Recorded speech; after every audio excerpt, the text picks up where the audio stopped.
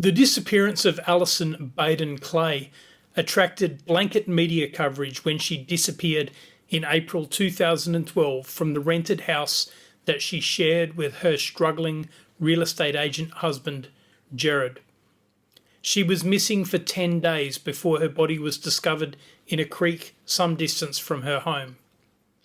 In the meanwhile, her parents and her husband had made public appeals for her return. Jared Baden Clay knew where she was the whole time because he killed her. He had been conducting an affair for some years, which had been uncovered a few months earlier.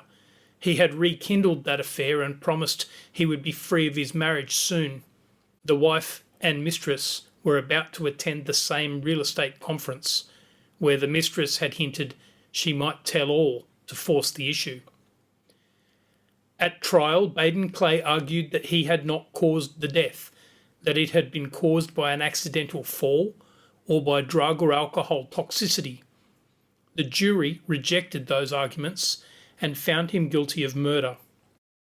The Queensland Court of Appeal then found that the prosecution had not excluded the possibility of manslaughter, that is, the possibility that the two had argued and then struggled, and that Alison had been harmed and ultimately killed, but without the defendant ever having the mens rea, the guilty state of mind, required for murder. That is, the intention to kill or do grievous bodily harm. The Crown appealed to the High Court, which unanimously restored the verdict of murder. On the question of state of mind and of motive, the High Court said that once the jury formed the view that Baden Clay had killed his wife, it was for the jury to determine the likely effect upon his mind of the difficulties in which he found himself when he took her life. It was not unreasonable for the jury to conclude, on the whole of the evidence, that it tested credulity too far to suggest that his evident desire to be rid of his wife was fortuitously fulfilled by her unintended death.